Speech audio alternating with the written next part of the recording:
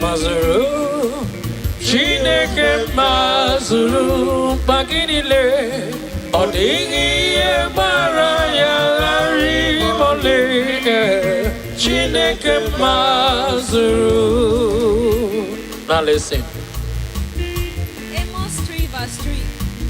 The word of the Lord say, can two walk together except they agree? Say, Lord, bring us into agreement. Remove stubbornness, ego, and silent treatment. Teach us to choose unity over being right.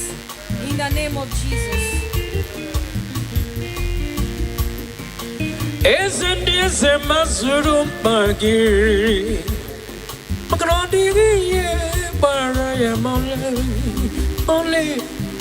Chineke mazuru O mazuru magiri le Jehovah mazuru O mazuru Chineke mazuru O digi bara ya gari mole Chineke mazuru, o mazuru magio, Jehovah mazuru.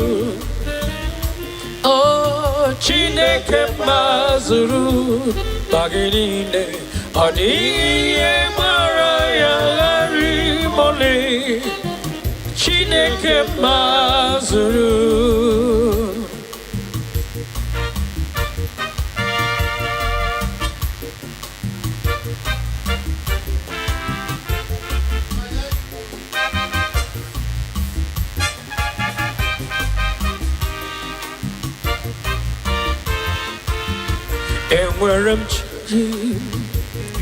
Enwerem Chukwu dị mma, enwerem Jehova dị mma n'ụwa ya mere m jangori, hallelujah. Enwerem Chukwu dị mma, enwerem Jehova dị mma n'ụwa ya mere m jangori, hallelujah. Enwerem Chukwu dị mma. Enwerem Jehovah dị mma n'ụwa ya mere m jangori. Yes sir.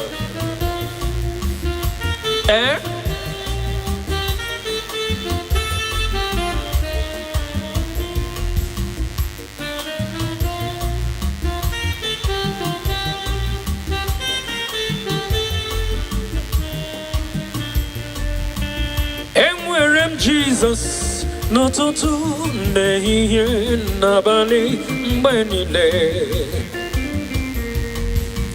Enwerem Jesus oge niile.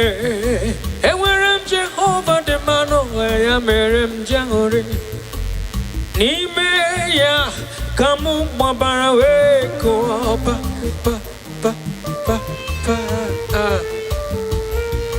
Maka na onye na-atụkwasị Chukwu obi dị ka ugwu Zion, ka na-apụghị wezuga n'ọnọdụ ya.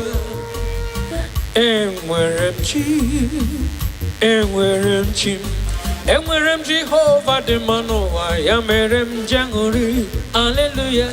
Enwerem Chukwu dị mma, enwerem Jehova dị mma n'ụwa ya mere m jangori, hallelujah.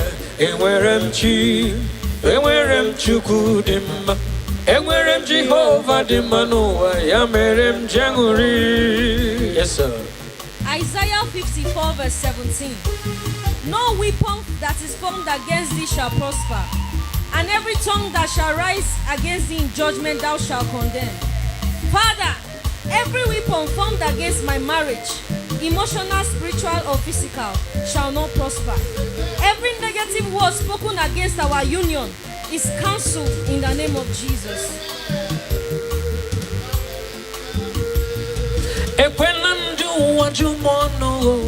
Jehovah Chimo, Ekwelandu wajumono, Jehovah Chimo, Ekwelandu wajumono, Jehovah Chimo, Ekwelandu wajumono.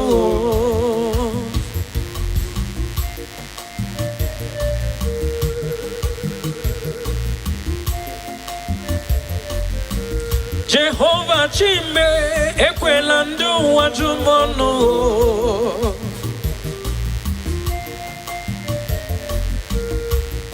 Ephesians 6 verse 12.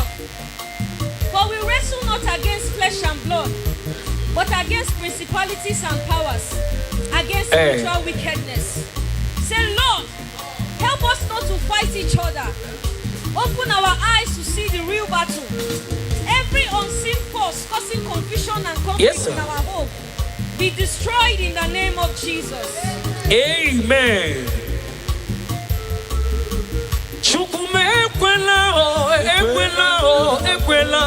Ekwela ka anyị kere eke chụọ mmanụ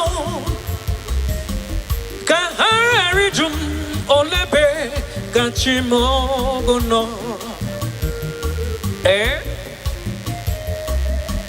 Eluigwe ekwela ka anyị kere eke chụọ mmanụ ka ha ghara ịjụ m olebe ka chi m ọgụ nọ. Jehova chi m ekwela ndị ụwa jụ m ọnụ. Jehova chime ekwela ndị ụwa jụ m ọnụ, maka na ike m niile dị n'aka Chukwu. Ike m niile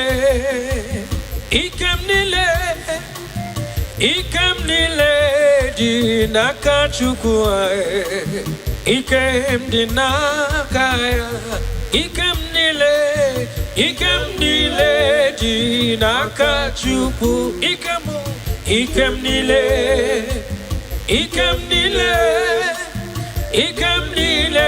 dị n'aka Chukwu. Ike m dị n'aka ya. Ike m niile dị n'aka Chukwu.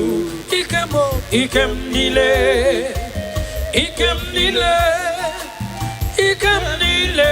dị n'aka Chukwu. Oh, ike m dị n'aka ya. The word of the Lord in James 4 verse 7. Submit yourself therefore to God.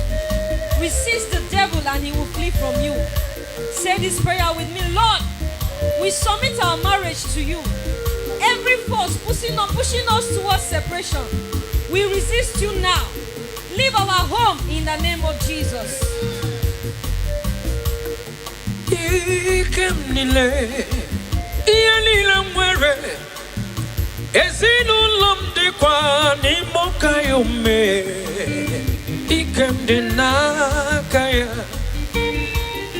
Ihe niile nwere tinye m ya n'aka gị Jizọs.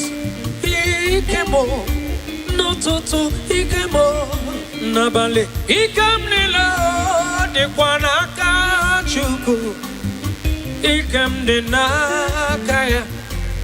Ụfọdụ na-enweta ịnyịnya, ụfọdụ na-enweta ụlọ elu, ụfọdụ na-enweta ha dị iche iche n'ime ụwa Chukwu. Eze m, iume m niile, ike m niile dị n'ebe ị nọ. Ike m dị n'aka ya. Ike m niile dị n'aka Chukwu. Ike m niile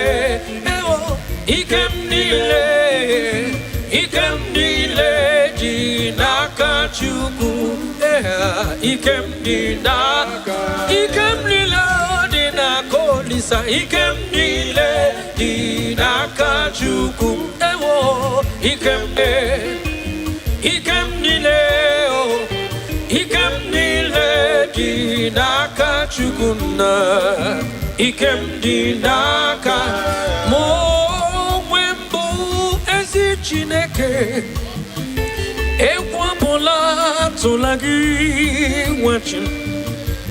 Onwe m bụ ezi Chineke. Ụjọ ọbụla atụla gị. Onwe m bụ Jehova Nisi. Ụjọ ọbụla atụla gị. N'onwe bụkwa ezi Chineke. Ụjọ ọbụla atụla gị.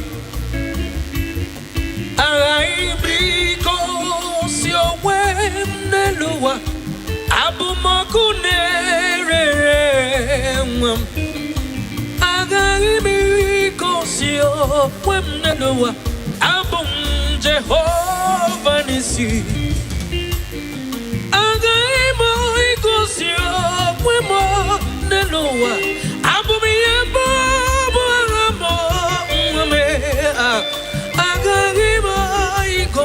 yo mwemo nelua abumo kunerere akunerere akunerere yabu amo kunerere akunerere yabu amo. Corinthians 14 verse 33. For God is not the author of confusion at all, but of peace. Say, Lord, every confusion, misunderstanding, and emotional chaos in our family be removed now in the name of Jesus. Let peace take over our home in Jesus' name. Amen.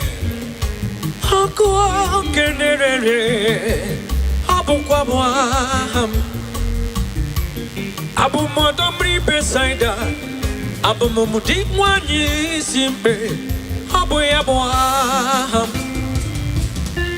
Oh, Gary Jendelu Miri Manamiri Mige Mibacha, Abu Mo Jehovah Elohim.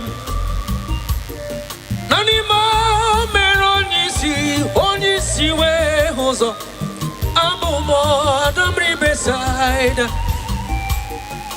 Nanima Merianike Yadife Abum Jehovah Elohim Otwa Udilaba Kamudi Tata Otwa Kamuga Digide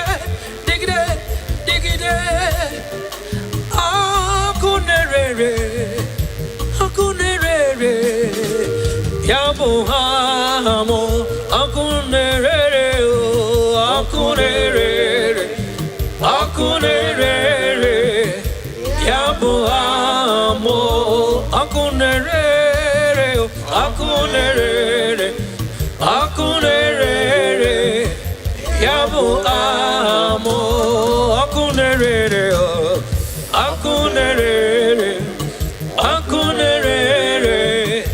Yabu amo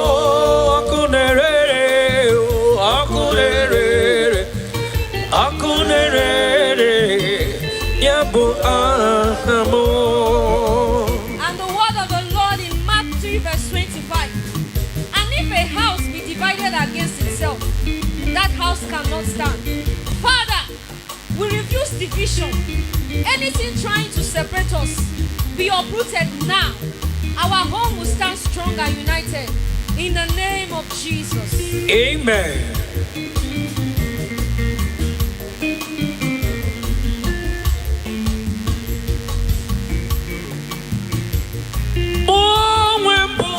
Jehovah Elohim Jah Yahweh Boaham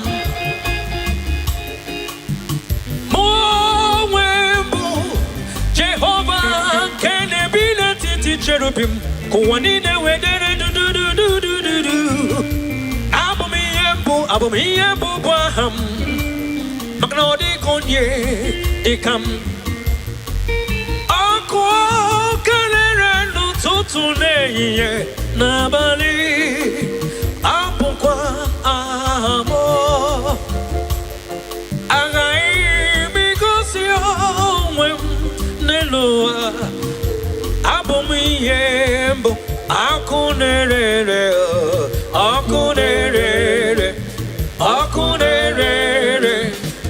Yabu amo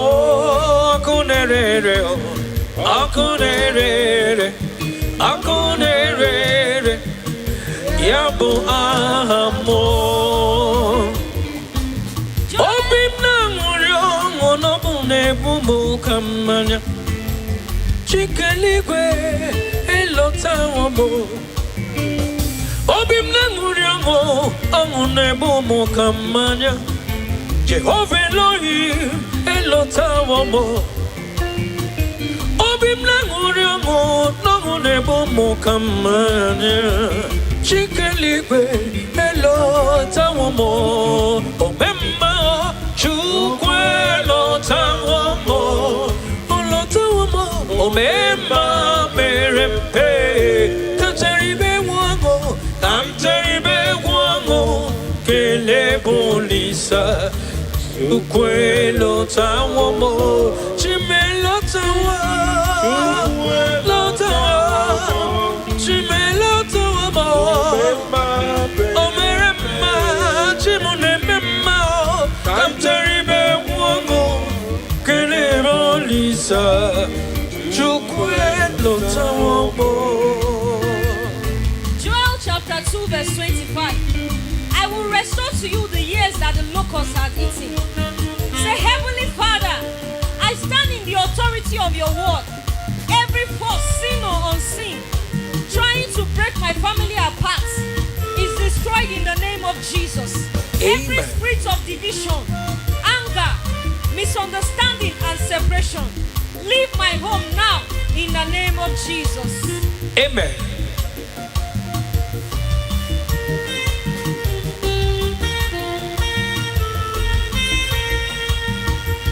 Imana chukwe lotawamo, oletawamo mwekuni be joromaju, agameteri be guamo, kelebe chukwolisa, ezendieze lotawamo, obirigwe lotawamo, chukune lotawone owa jorajo. Digi, Chuku Benigwe Chetaram, Chuku Lotawo, no Tonto Ne Nabale, Aquapuri Nabano Toto no Chiawa, Eba Wirokayome, Tatari Beguamo, Kele Polisa, Chuku Lotawo, Olotawo, Chuku Lotawo. Bema berempe chukume amtaribe guamo kele polisa chukwelo tawomo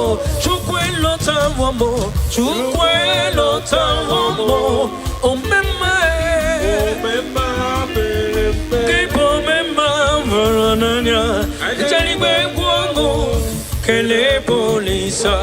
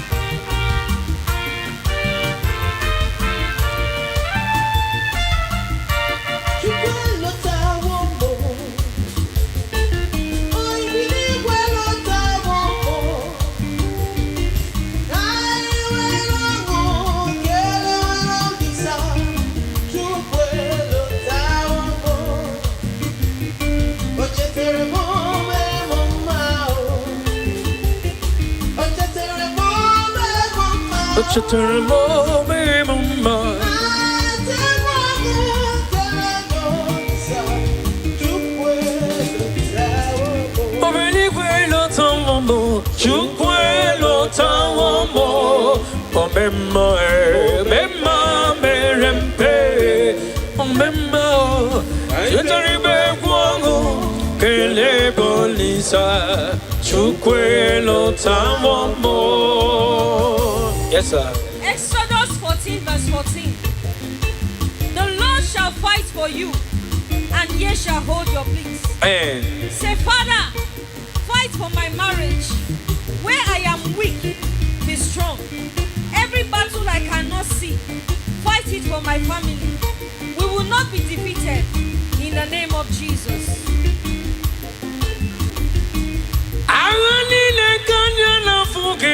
Chuku pure maga zorezo, oh chuku elo tawomo. Agadine sinulom, agadina iludina wunyam. Chuku biko pure maga zorezo, ezo, ike lo tamo. Chuku biligwa pure maga.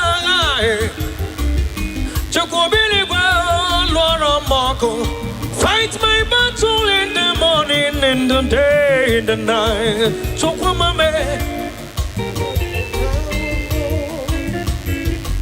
fight my my battle because I have no strength to fight. Fight my battle because I have no strength to fight. I have no power of my own, oh Jesus. Oh, Chukwu lotamo, lotamo, Chukwu lotamo, lotamo. Oh, mama, kelebe, lisado, Chukwu lotanamo, Chukwu lotaname, ezem. Oh, memalotam, wogo, kelebo lisa, chukwelo tamomo.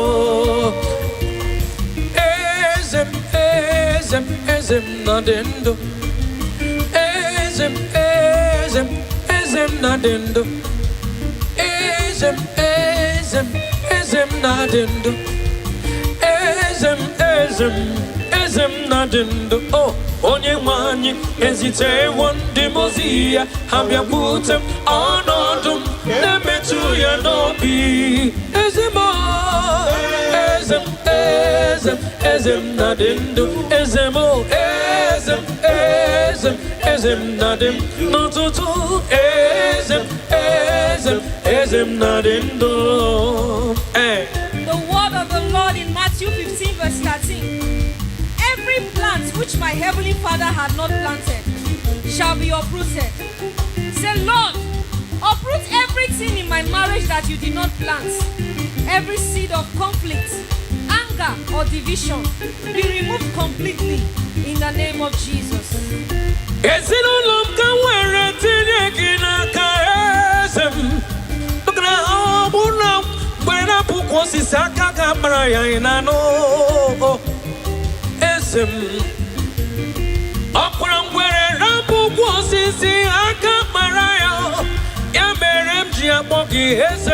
Ezem nadendo. Ezinụlọ niile Chukwu maka nwere tinye gị n'aka ezem. Ị na-adịgide odigide ruo ebighị ebi. Ezem. Asị m ị na-adịgide ndụ dịgide ruo ebighị ebi. Ezem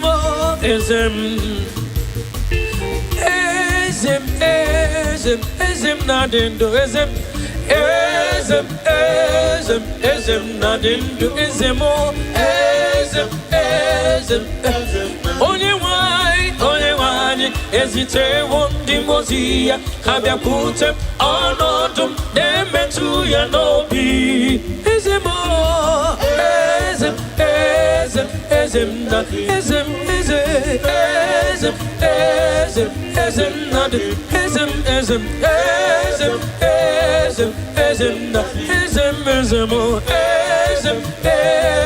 Ezem nadendo. Psalm 127 verse 1. Except the Lord build the house, they labor in vain that build it. Open your mouth and say, Lord, rebuild and strengthen my family. Be the foundation of our home. Let no effort of the enemy succeed against us. In the name of Jesus.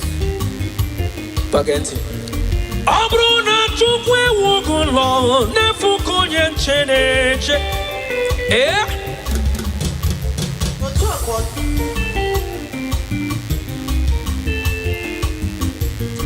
Asi obruna chukwe wugulo nefu konye newulo newu. Obruna Jehova chege obodo nefu konye cheneche. Makano birigwe bukwa kayome. Makano eze bukwa kayome. Iyama abumi yambubwa hachimo. Ozite wandi muzi yaka habya putem. Kabarumu no bwakam. Ka ngari mobio kumo na kumbe ozite woni muzia ka buru mo no bwaka ka ngari mobio kumo na kumbe kume mwere bu Jesus kume mwere bu okayome kume mwere bu Jesus ahaya bu Emmanuel ujira sarofa bu ahaya onye gari jenelu mmiri emike mi mancha onye gari jenelu mmiri emike mi mancha onye si hụrụ ya wee hụ ụzọ onye kwuru hụrụ ya wee jee ije nwa mkpụrụ hụrụ ya wee rie mgbemgbe ọzọ ọ dịghị onye dị ka Chimo ọ na-akpọgide chim si n'ebighị ebi ruo n'ebighị ebi onweghị onye dị ka Chim ọ dịghị onye dị ka Chim ezem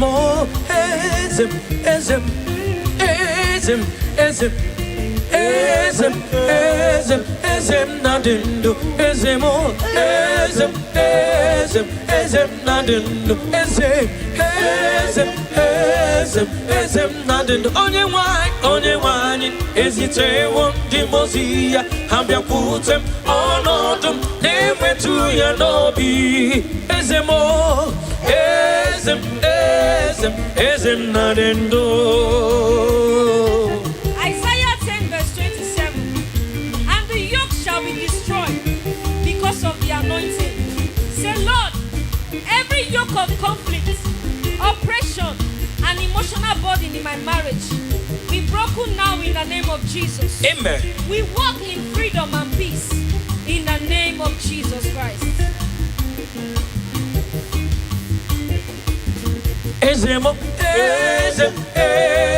Ezem na dindu.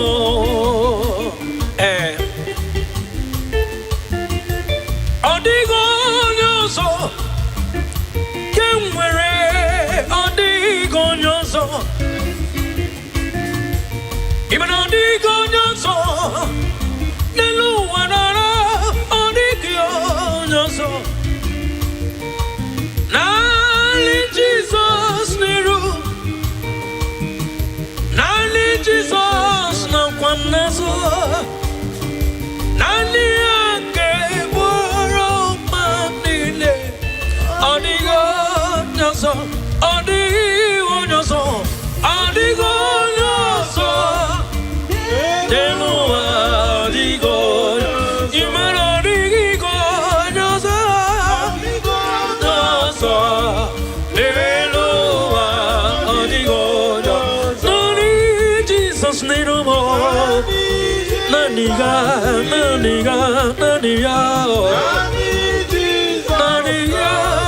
Naniya kepe urom amnine asimo digonyoso eloa digo disco digonyoso neloa eloa digonyoso nani Jesus Nania Nazum Nani Jesus Nania Guru Amnile Adigo Nyoso. Ecclesiastes 3 verse 1. To everything there is a season and a time to every purpose under the heaven. Say, Lord, I trust your timing. Align my life with your perfect season. Bring my life partner at the right time. Not early, not late. In Jesus' name. Yes, Lord.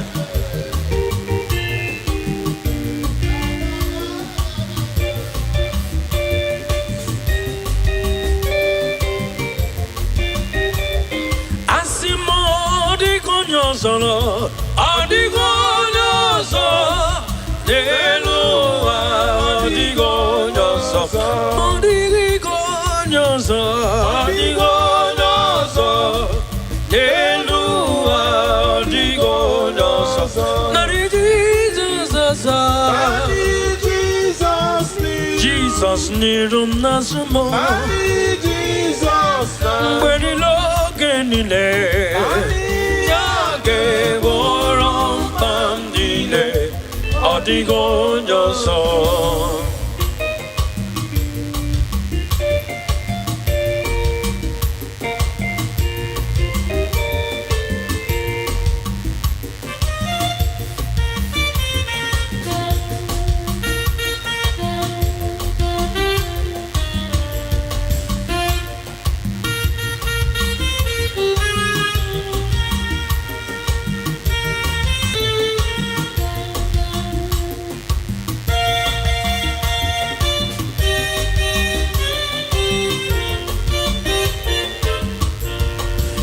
Also digam gama imakwana meridi gangameriwa nemo yemike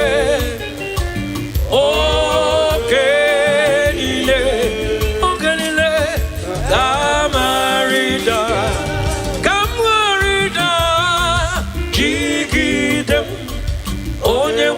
Jesus, jigidem, tupu jigidem, oh jigidem, onye nwem Jesus, jigidem, asodi,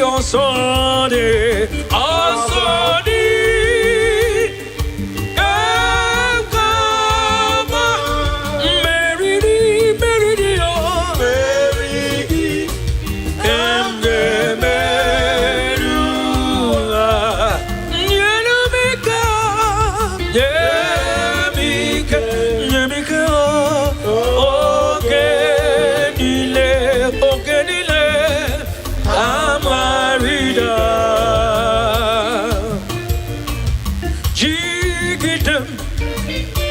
oh, Jesus, jigidem, oh, jigidem,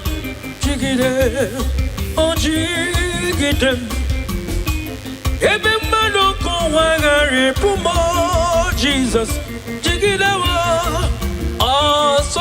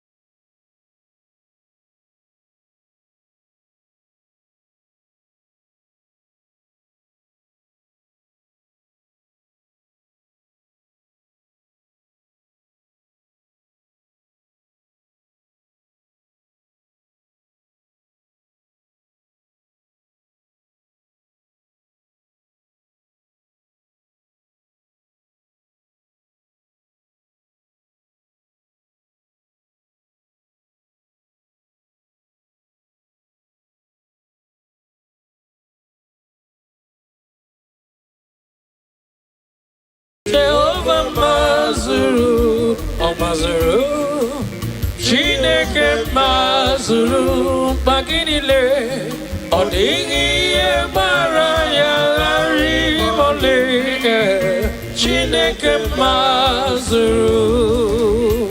Now listen. Amos 3 verse 3. The word of the Lord say, can two walk together except they agree? Say, Lord, bring us into agreement. Remove stubbornness, ego, and silent treatment.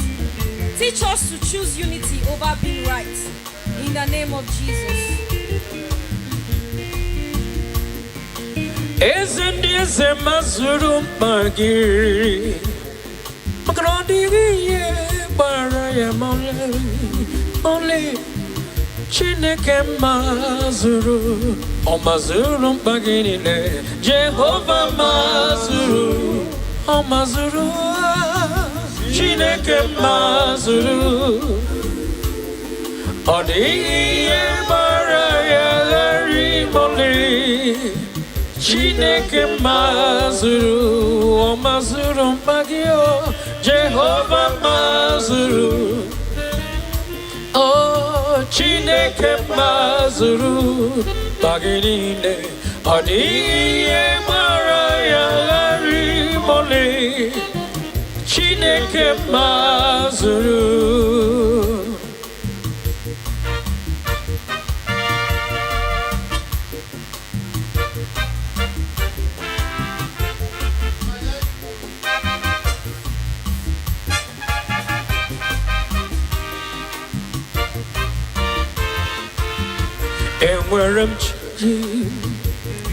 Enwerem Chukwu dị mma enwerem Jehova dị mma n'ụwa ya mere m jangori hallelujah enwerem Chukwu dị mma enwerem Jehova dị mma n'ụwa ya mere m jangori hallelujah enwerem Chukwu dị mma enwerem Jehova dị mma n'ụwa ya mere m jangori. Yes sir.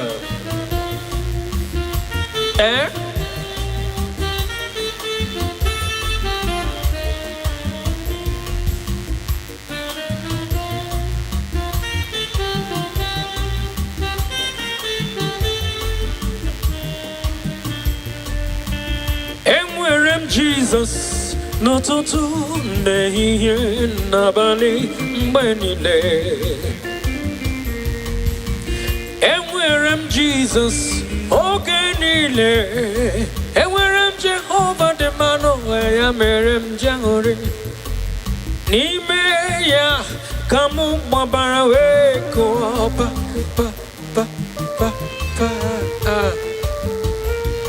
maka na onye na-atụkwasị Chukwu obi dị ka ugwu Zion ka na-apụghị wezuga n'ọnọdụ ya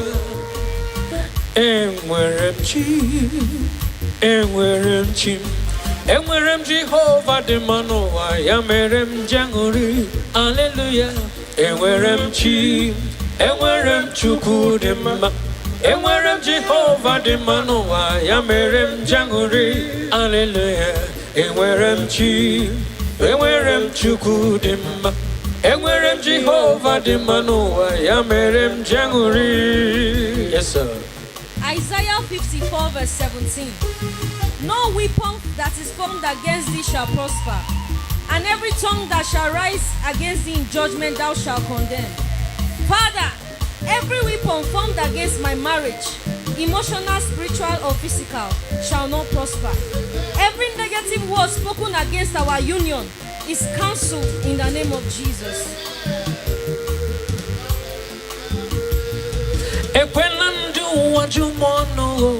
Jehovah Chimo, Ekwelandu wajumono, Jehovah Chimo, Ekwelandu wajumono, Jehovah Chimo, Ekwelandu wajumono.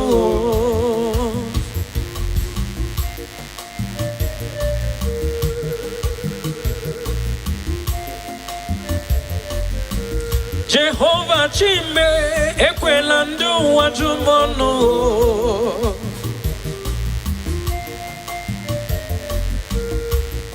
Ephesians 6 verse 12. flesh and blood, but against principalities and powers, against spiritual wickedness. Say, Lord, help us not to fight each other. Open our eyes to see the real battle. Every unseen force causing confusion and conflict in our home be destroyed in the name of Jesus. Amen.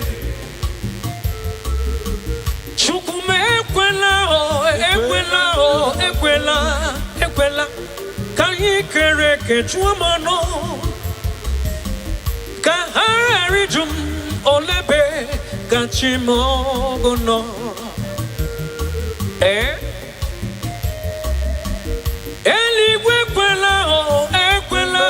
kanyi kereke chuamano kaharijum olebe kachimogono Jehovah Chimo ekwela ndu wajumonu Jehovah Chime ekwela ndu wajumonu makana ikem nile di nakachugu ikem nile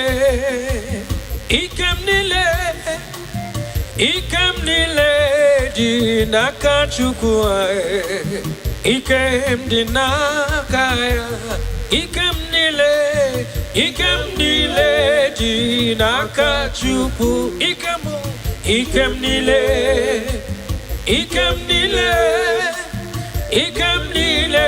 di nakachuku ikem di nakaya ikem nile di nakachuku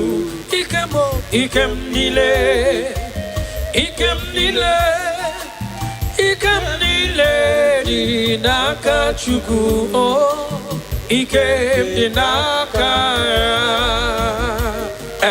The word of the Lord in James 4 verse 7. Submit yourself therefore to God. Resist the devil and he will flee from you.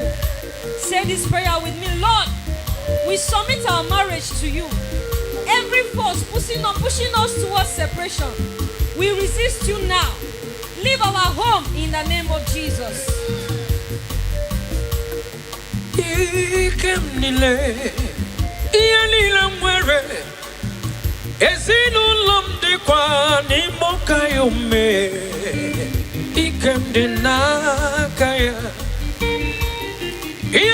mwere tinyem yanakaki Jesus ikemo nototo ikemo nabale ikem nile dikwa nakachuku ikem di nakaya Fonu na wetini na fonu na wetulelu Fonu na wetani chiche Nime uwao chukwa eze Iumem nile ikem nile dine pino Ikem di nakaya Ikem nile di nakachuku Ikem nile di nakachuku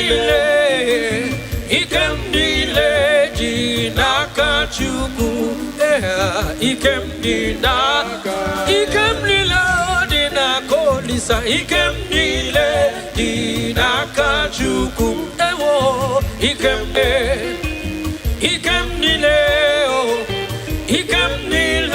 di nakachuku na ikem di naka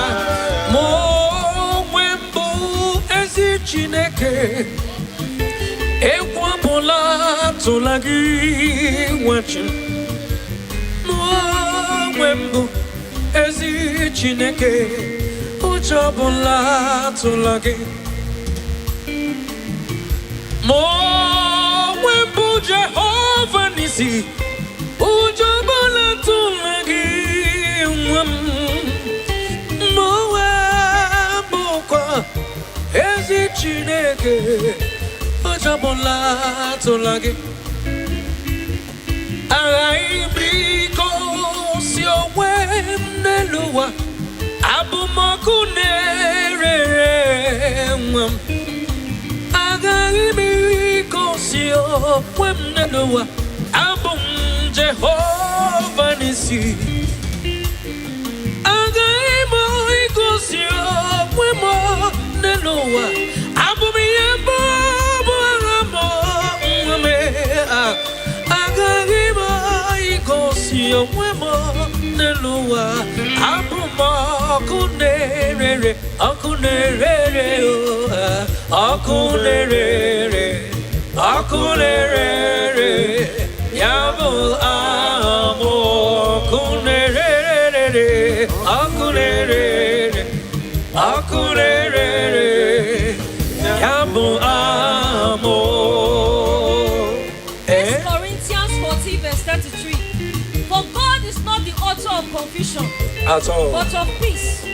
Say, Lord, every confusion, misunderstanding, and emotional chaos in our family be removed now in the name of Jesus.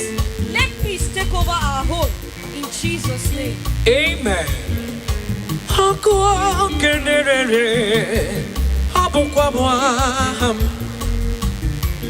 Abu Modomri Besaida, Abu Mumudik Wani Simbe, Abu Yabuaham. Oh, Gary Jendelu Miri Manamiri Mige Mibacha, Abu Mo Jehovah Elohim. Nanima Meronisi, Onisi We Hozo, Abu Modomri Besaida. Nanima Merianike Yadife Abum Jehovah Elohim Otwa Udilaba Kamudi Tata Otwa Okamuga Digide Digide Digide Akunerere Akunerere Yabu Hamo Akunerere Akunere, Akunere, Yabu Amo, Akunere, Akunere, Akunere, Yabu Amo, Akunere, Akunere, Akunere, Yabu Amo, Akunere.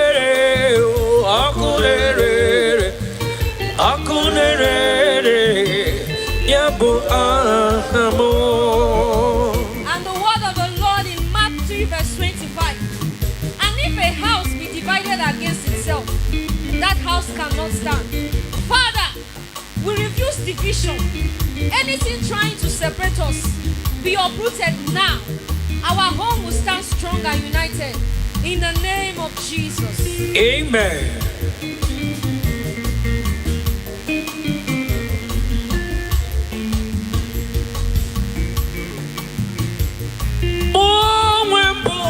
Jehovah Elohim Jah, Yahweh Boaham.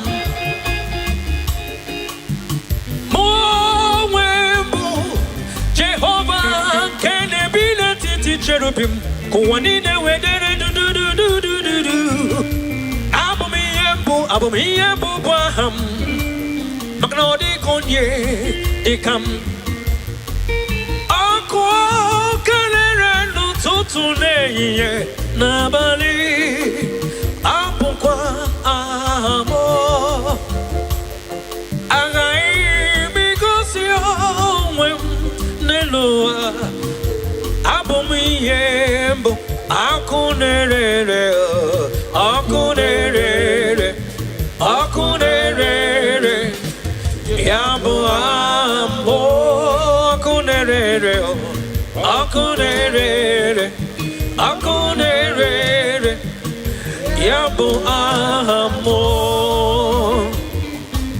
Obim Namuryo Monobune Bumu Kamanya Chikaligwe Elota Wamo Obim Namuryo Omune Bumu Kamanya Jehovah Elohim Elota Wamo Obim Namuryo Nebo Mokamanya Chikaligwe Hello Tawamo Obemba Chukwelo Tawamo Olo Tawamo Obemba Merempe Kataribe Wago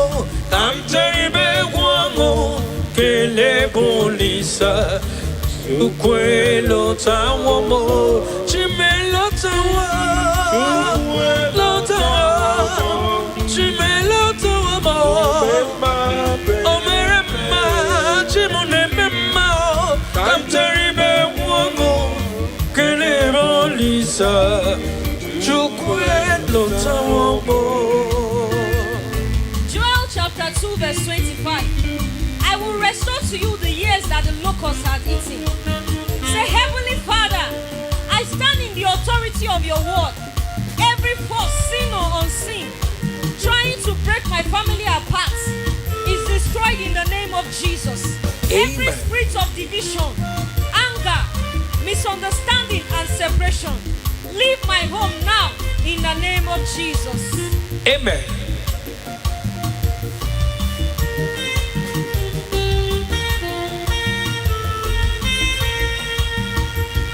Imana chukwe lotawamo, oletawamo mwekuni be joromaju, agameteri be buango, kelebe chukwolisa, ezendieze lotawamo, obirigwe lotawamo, chukune lotawone owa jorajo. Body kolilanya na digi, chukwu benigwe chetaram, chukwu lotawo mo. N'ụtụtụ n'ehihie n'abalị, akwapụrụ dị n'abalị ụtụtụ ọnọchị awawo, ebe nwere ọka yome, katara ibe gwụọ kele polisa. Chukwe lotawo mo, olotawo mo, chukwe lotawo mo, olotawo me, bema merempe, chukwe amtaribe wangu, kele polisa. Chukwe lotawo mo, chukwe lotawo mo, chukwe lotawo mo, omema.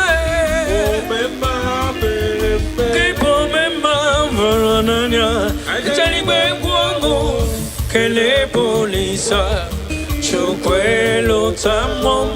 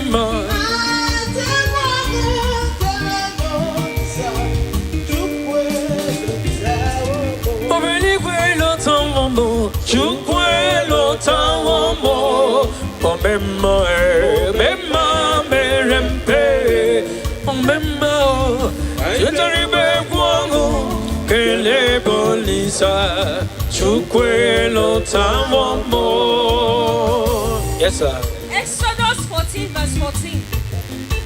The Lord shall fight for you, and ye shall hold your peace. Say, Father, fight for my marriage. Where I am weak, be strong. Every battle I cannot see, fight it for my family. We will not be defeated in the name of Jesus.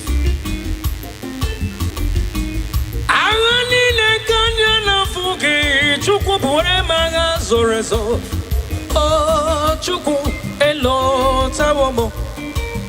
Agadi ne sinulom, agadi na iludina wunyam. Chukwu biko bore maga zorezo, ezo, ike lotamo. Chukwu biligwa bore maga.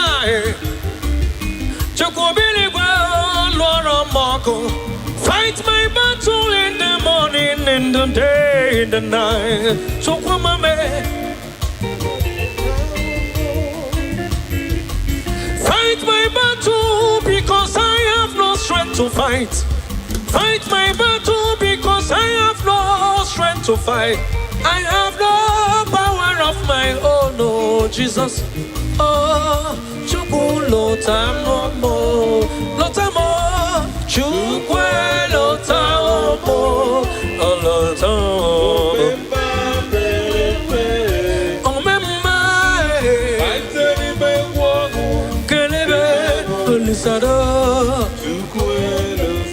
Chukwu lotarama, Chukwu lotarama, ezem.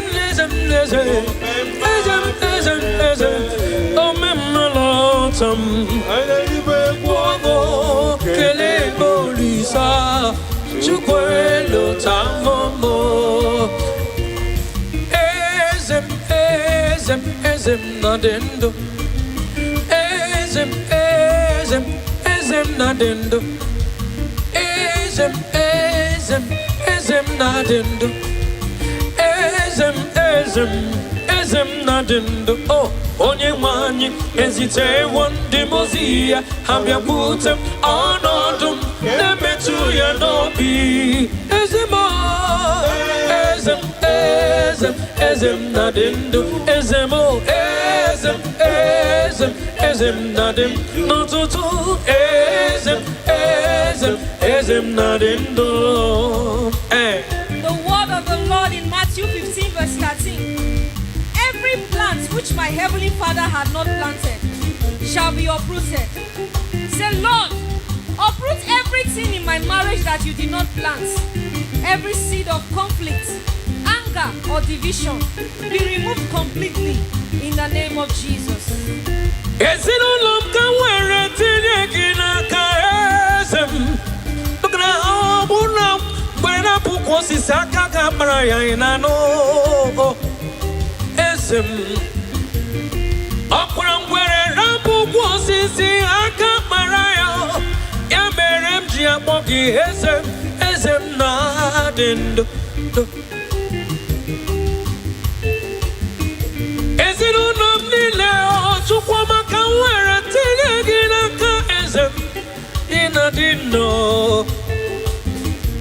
Ina digide baby. Ezem. Asmina digide baby. Ezem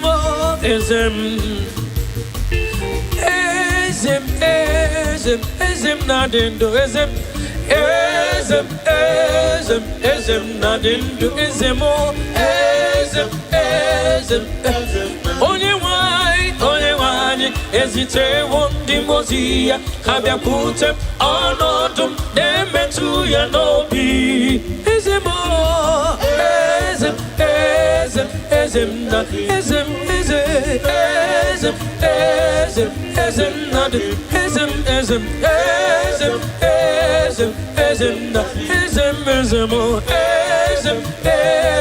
Ezem nadendo. Psalm 127 verse 1.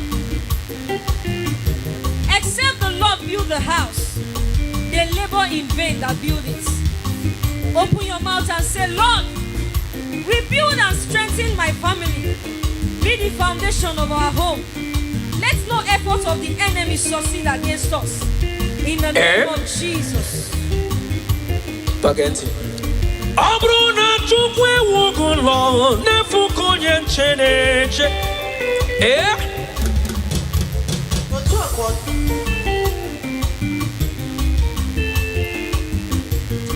Asi mabruna chukwe wugulo nefu konye ne wulo newu. Abruna Jehova chege obodo nefu konye cheneche. Makano birigwe bukwa kayome. Makano eze bukwa kayome. Iyama abumi yambubwa hachimo. Ozite wandi mozi yaka habya putem. Kabarumu no bwakam. Kahangari mobi ukumona kumbe. Ozite woni muzia kaburu no bwaka.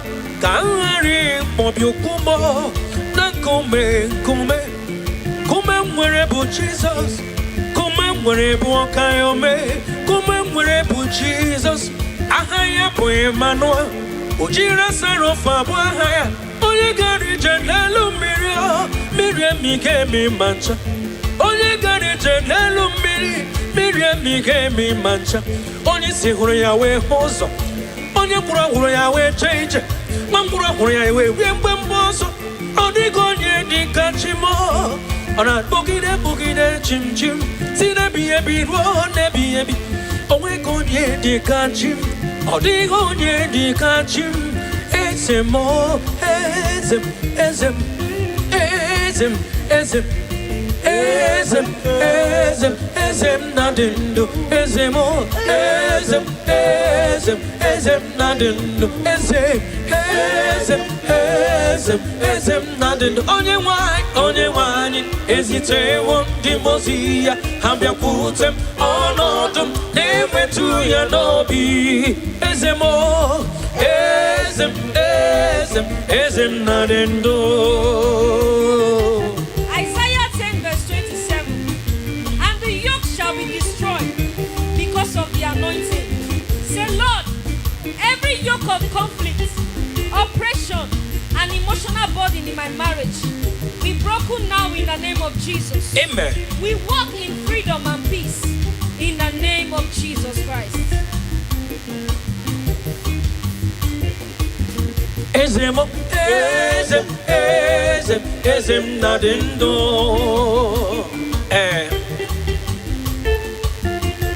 Odigo nyoso, kemwere. Odigo nyoso, even odigo nyoso. Nelu wanara, odigo nyoso. Nali Jesus niru,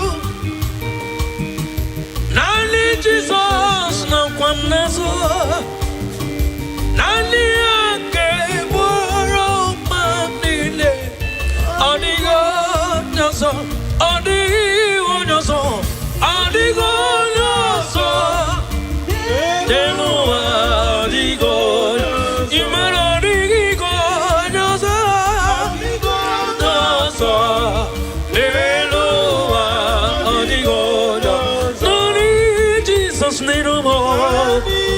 Naniga,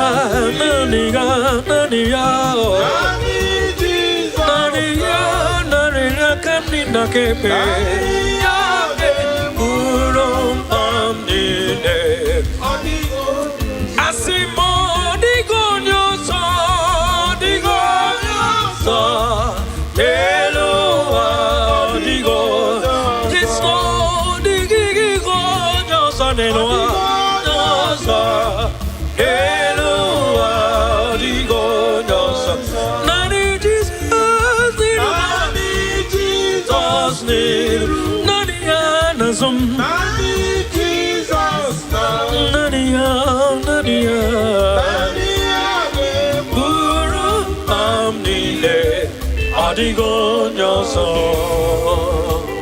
Ecclesiastes 3 verse 1. To everything there is a season and a time to every purpose under the heaven. Say, Lord, I trust your timing. Align my life with your perfect season. Bring my life partner at the right time. Not early, not late. In Jesus' name. Yes, Lord.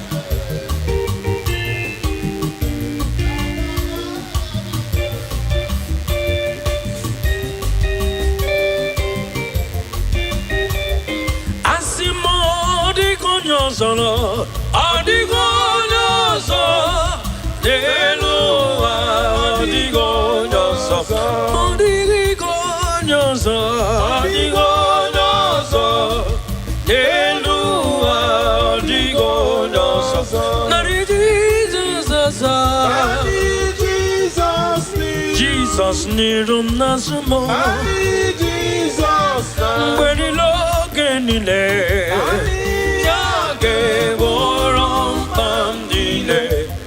digo yo soy.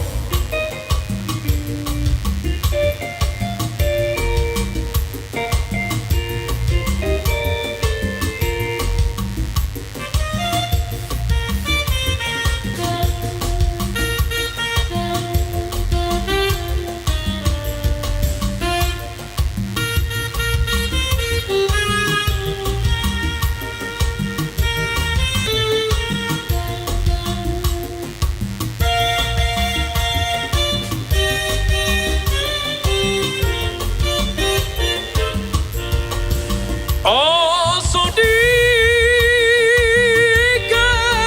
gama ima kwana meridi gangameriwa nemo yebike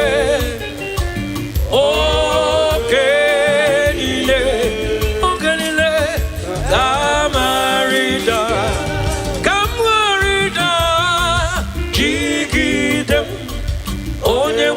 Jesus, jigidem, tupu jigidem, oh jigidem, jigidem. Onye nwem Jesus, jigidem, asodi, asodi, asodi. Kama, meridi, meridi, oh, meridi, kemgeme.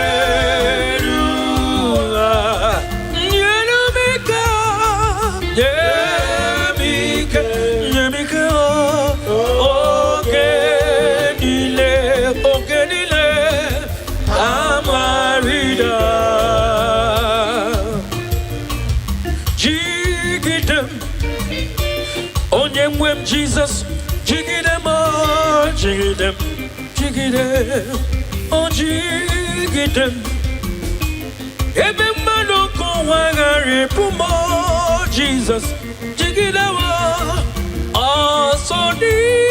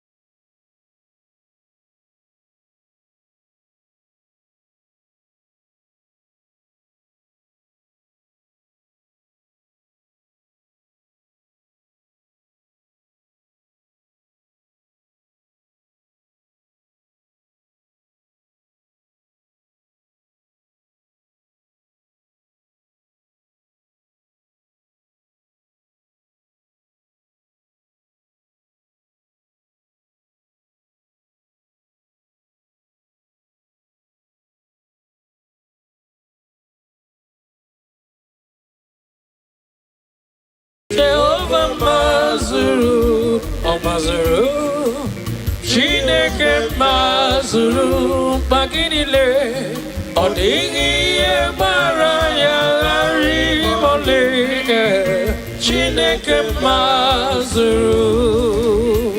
Now listen. Amos 3 verse 3. The word of the Lord say, can two walk together except they agree? Say, Lord, bring us into agreement. Remove stubbornness, ego, and silent treatment. Teach us to choose unity over being right. In the name of Jesus. Eze mazuru magiri Magrodi baraya only Chineke mazuru O mazuru magiri Jehovah mazuru O mazuru Chineke mazuru Odi baraya rimoli Chineke mazuru O mazuru magio Jehovah mazuru Oh Chineke mazuru Bagirine Odi baraya rimoli Chineke mazuru.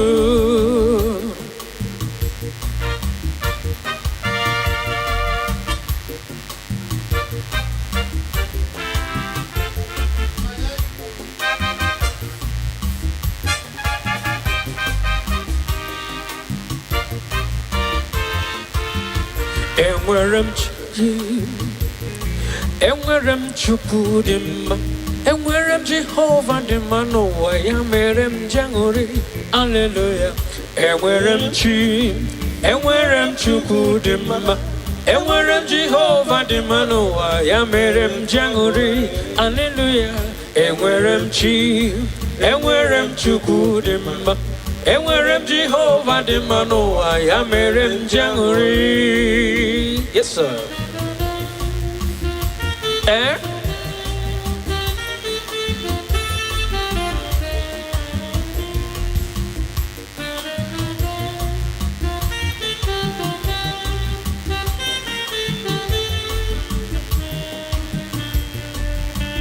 Enwerem Jesus n'ụtụtụ n'ehihie n'abalị mgbe niile enwerem Jesus oge niile enwerem Jehova dị mma n'ụwa ya mere m jangori n'ime ya ka m gbabara wee kụọ pa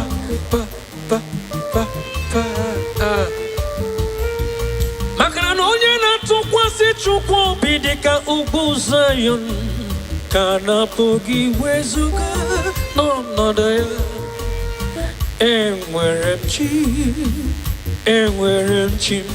enwerem Jehova dị mma n'ụwa ya mere m jangori hallelujah enwerem Chukwu dị mma enwerem Jehova dị mma n'ụwa ya mere m jangori hallelujah enwerem Chukwu dị mma enwerem Jehova dị mma n'ụwa ya mere m jangori. Yes sir.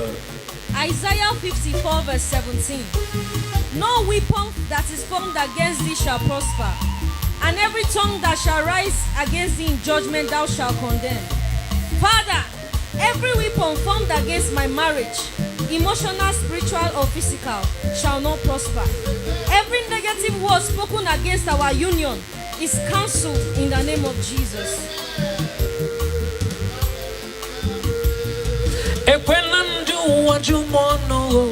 Jehovah Chimo, Ekwelandu wajumono, Jehovah Chimo, Ekwelandu wajumono, Jehovah Chimo, Ekwelandu wajumono.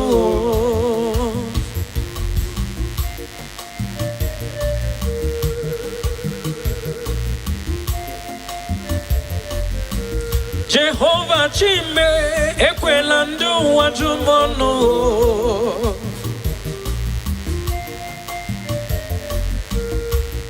Ephesians 6 verse 12. against flesh and blood, but against principalities and powers, against spiritual wickedness. Say, Lord, help us not to fight each other. Open our eyes to see the real battle. Every unseen force causing confusion and conflict in our home be destroyed in the name of Jesus. Amen.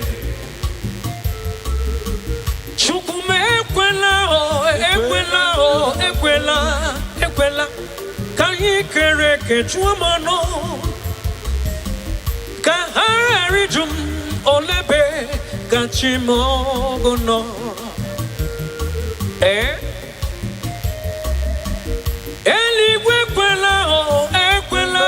kanyi kereke chuamano kaharijum olebe kachimogono Jehovah Chimo ekwela ndu wajumonu Jehovah Chime ekwela ndu wajumonu makana ikem nile di nakachugu ikem nile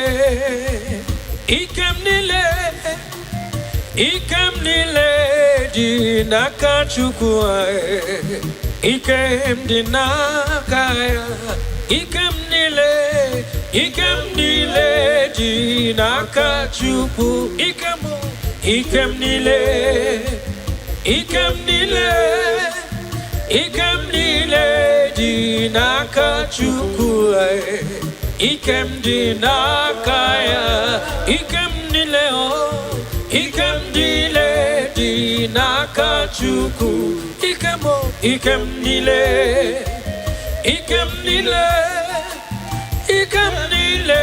di nakachuku ikem di nakaya. The word of the Lord in James 4 verse 7. Submit yourself therefore to God. Resist the devil and he will flee from you. Say this prayer with me. Lord, we submit our marriage to you. Every force pushing us towards separation, we resist you now. Leave our home in the name of Jesus. Ikem nile mwere ezinulom dikwa ni mokayome ikem di nakaya iyanile mwere tinyem yanakagi Jesus ikemo nototo ikemo nabale ikem nile dikwa nakachuku ikem di nakaya Fonu ne wetini na fonu ne wetulelo Fonu ne wetani chiche Nime wao chukwa bese Iumem nile ikem nile dine pino Ikem di nakaya Ikem nile di nakachuku Ikem nile ikem nile di nakachuku ikem nile di nakolisa ikem nile di nakachuku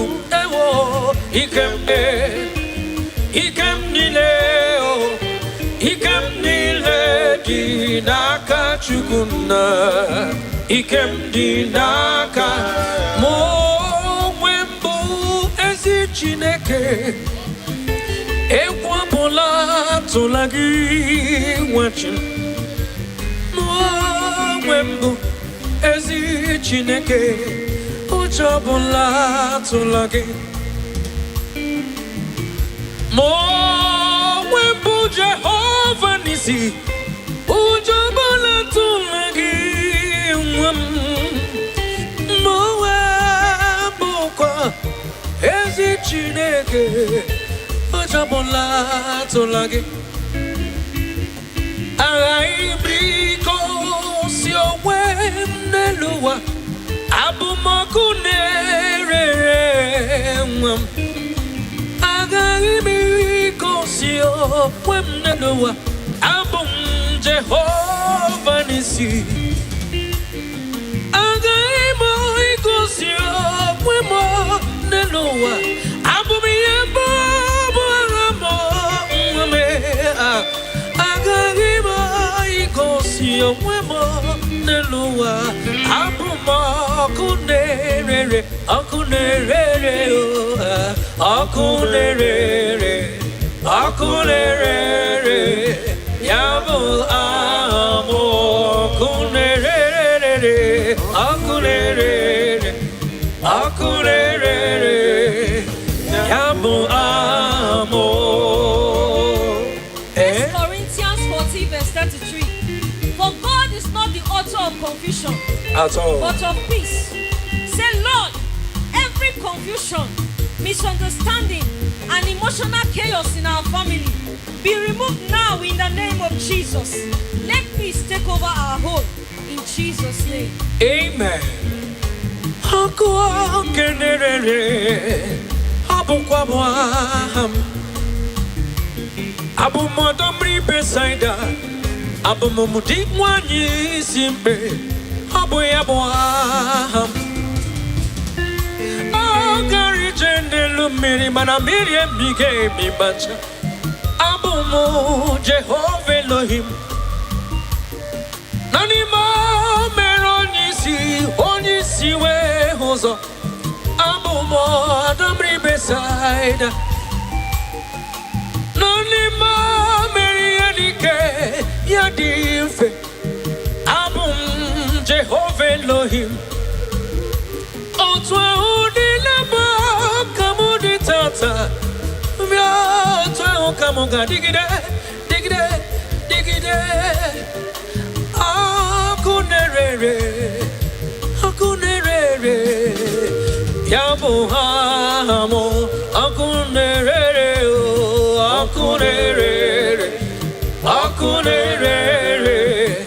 Yabu amo, Akunere, Yabu amo,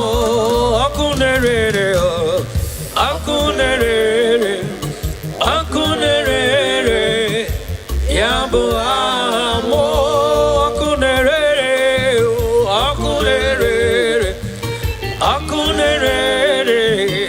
Yabu amo.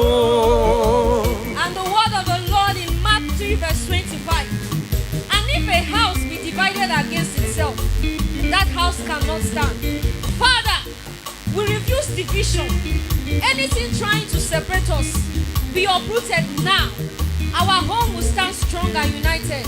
In the name of Jesus. Amen.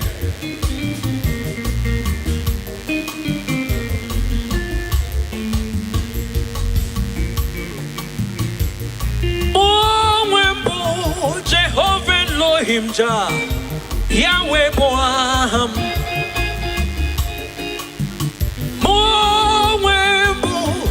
Jehovah Kenebina Titi Cherubim, Kuanine Wedere do. Abumiyambu Boaham. Magnodi Konye, Ikam. Aqua Canera no Totune, Nabali. Apukwa amo. Agai Migosio. Abumiyembo, Akunere,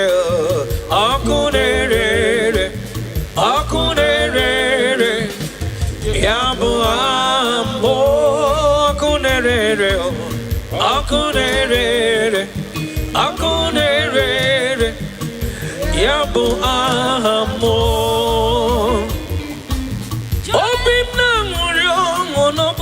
Bumu kamanya Chikeligwe elota wamo Obim nanguriamo Amune bumu kamanya Jehovah Elohim elota wamo Obim nanguriamo Namune bumu kamanya Chikeligwe elota wamo Obemma chukwe Omema merempe Kateribe wango kele bolisa ukwelo tawomo chimelo tawa chimelo tawomo omerema chimunemema kamteribe wongo kele bolisa ukwelo tawomo. Chapter 2 verse 25.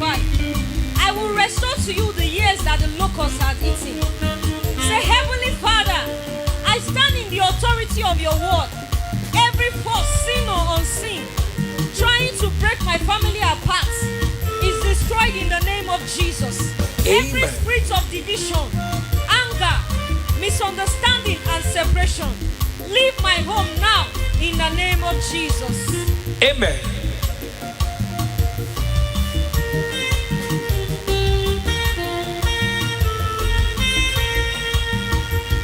Imana chukwe lotawamo Oletawamo Mwekuni be Choromaju Agametari be Guango Kelebe chukwolisa Ezendieze lotawamo Obinigwe lotawamo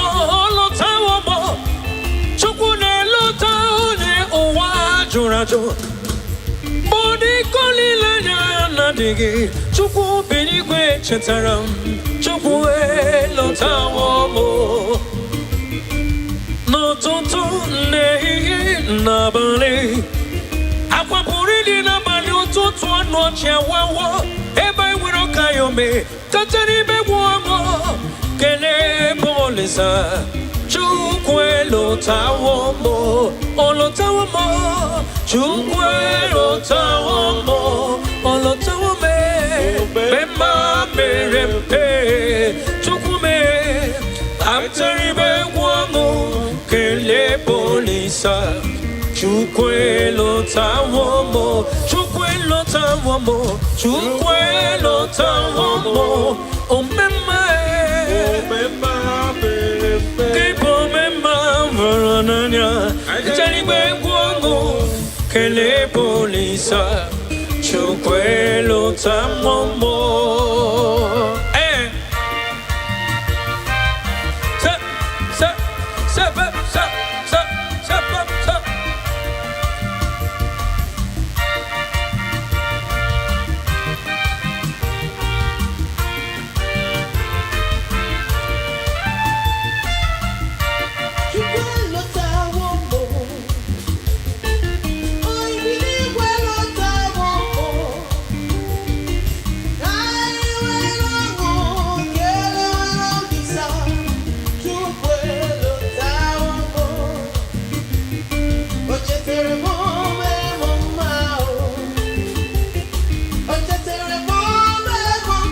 Cheteremo me mama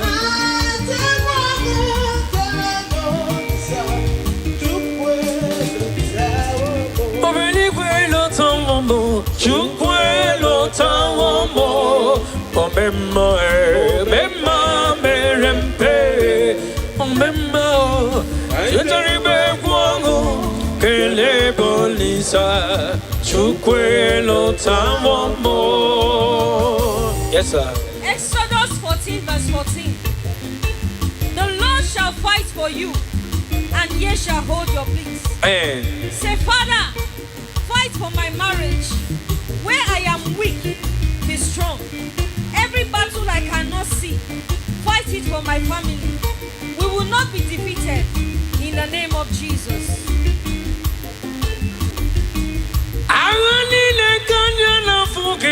Chukwu bure maga zorezo Oh Chukwu elotawomo Agadine sinulom Agadina iludina wunyam Chukwu biko bure maga zorezo Ezo Ike lotamo Chukwu biligwa bure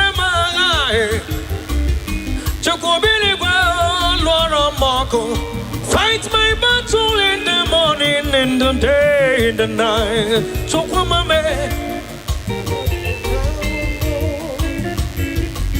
Fight my battle because I have no strength to fight. Fight my battle because I have no strength to fight. I have no power of my own, oh Jesus. Oh, Chukwu lotamo, lotamo, Chukwu lotamo, lotamo.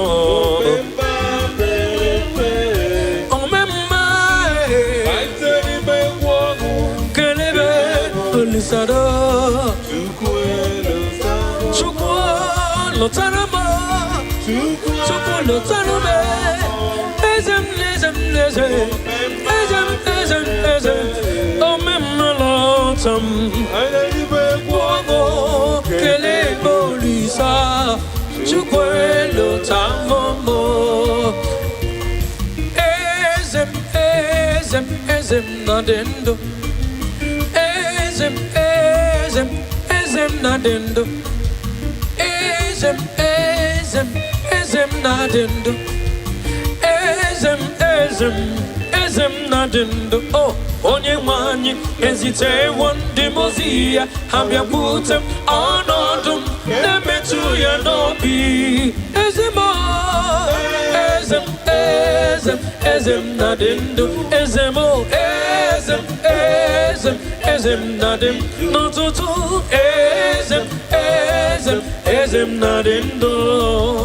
The word of the Lord in Matthew 15 verse 13. Every plant which my heavenly Father had not planted shall be uprooted. Say, Lord, uproot everything in my marriage that you did not plant.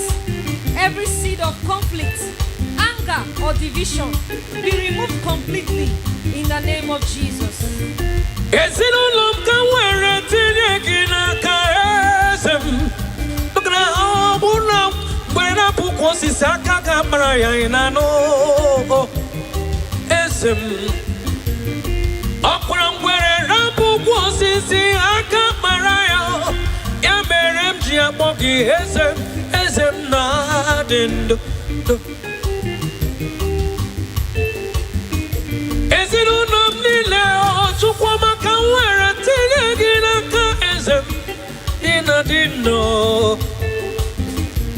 In a digide, baby. Ezem. As me no digide, do digide, baby. Ezem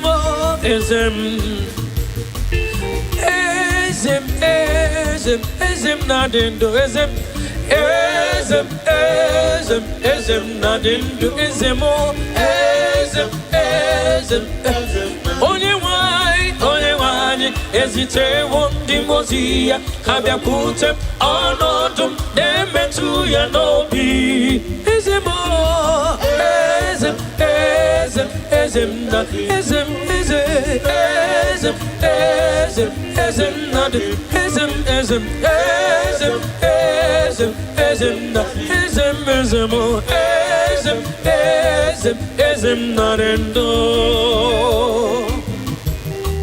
Psalm 127 verse 1. Except the Lord build the house, they labor in vain that build it. Open your mouth and say, Lord, rebuild and strengthen my family. Be the foundation of our home. Let no effort of the enemy succeed against us. In the name of Jesus.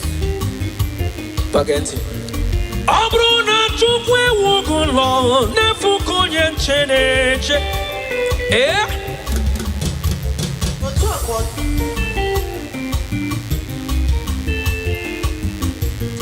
Asi mabruna chukwe wugulo nefuko yene wulo newu. Abruna Jehovah chego bodo nefuko yencheneche. Makano birigwe bukwoka yome.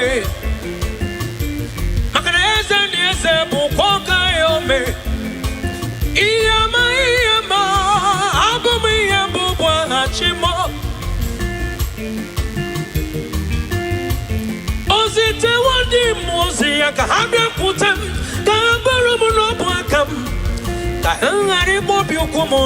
kumbe Ozite wundi muzia Kaburumo no puaka Kahari mobiukumo Na kumbe Kume mwerebu Jesus Kume mwerebu okayome Kume mwerebu Jesus Ahaya po Emmanuel Ujira sarofa buahaya Oye gari jenelu mirio Mirie mike mi mancha Oye gari jenelu Mirie mike mi mancha Onye si huru ya we hozo Onye kura huru ya we cheche Mangura huru ya we wiembe mbozo Odigo nye dika chimo Ona bugide chim chim Sine biye biro ne biye bi Onwe konye dika chim Odigo nye dika chim Ezemo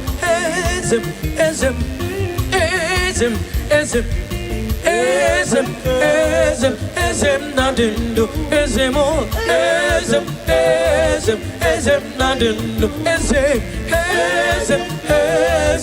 Ezem nadindo Onye wani Ezite wondi mozia Hambia kutem Onodum Nemetu ya nobi Ezemo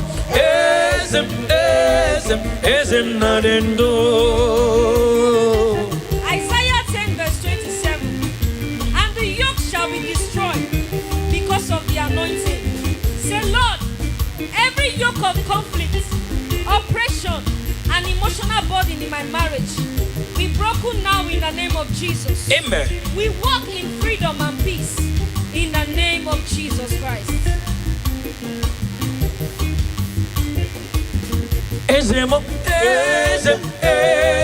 Ezem nadindo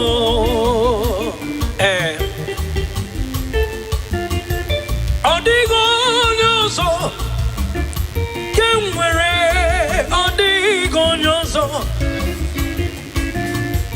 Even Odigo nyoso Nelu wanara Odigio nyoso Nali Jesus niru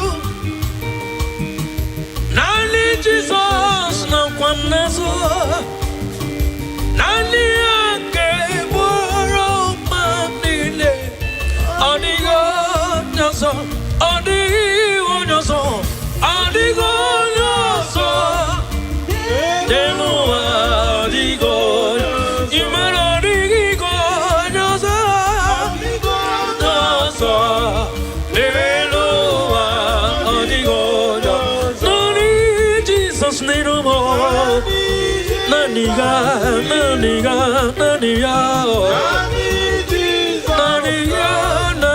Kanina kepe Urom amnine Asimo digonyoso Eloa digo Kristo digonyoso Eloa Eloa digonyoso Nani Jesus Nani anazum Nani Jesus Nani Guru amnile Adigo nyoso Ecclesiastes 3 verse 1. To everything there is a season and a time to every purpose under the heaven. Say, Lord, I trust your timing. Align my life with your perfect season. Bring my life partner at the right time. Not early, not late. In Jesus' name. Yes, Lord.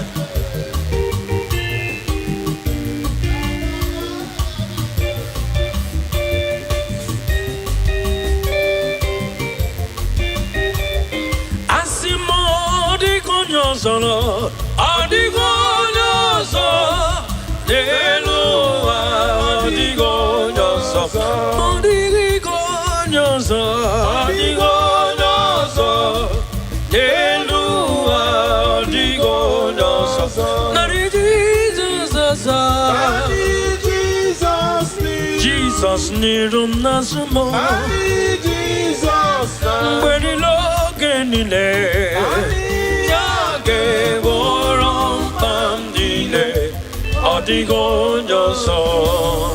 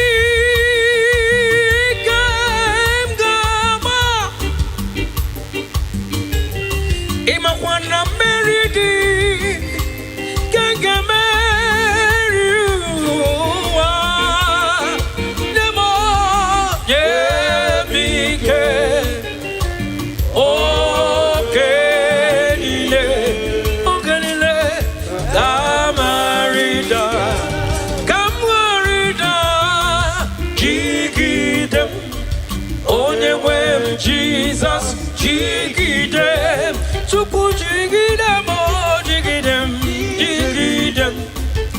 Onye nwem Jesus, jigidem, asodi, asodi, asodi.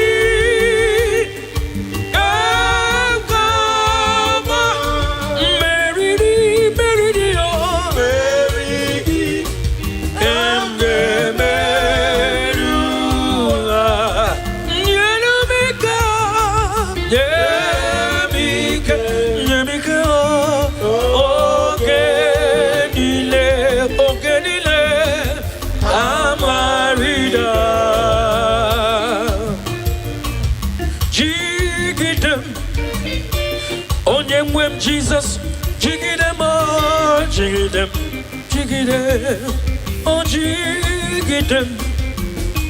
Ebe mano ko wagare pumo, Jesus, jigidem.